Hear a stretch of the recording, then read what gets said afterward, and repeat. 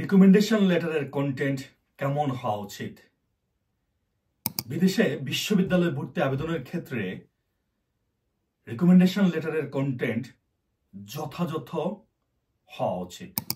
সাধারণত 3 থেকে 4টি প্যারাগ্রাফে রিকমেন্ডেশন লেটার সাজানো হয়।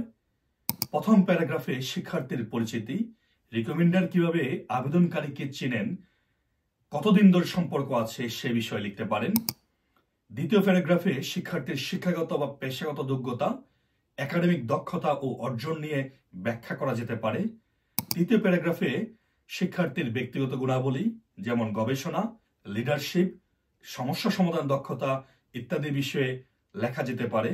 এবং সর্বশেষ উপসংহারে একজন শিক্ষার্থীকে কেন বেছে নেওয়া উচিত আবেদনকারীদের সেই বিষয়ে খুব হাইলাইট করা যেতে পারে। উদাহরণস্বরূপ সুস্পষ্ট তথ্য দেওয়া উচিত যাতে আবেদনকারীকে ভালোভাবে উপস্থাপন করা যায়।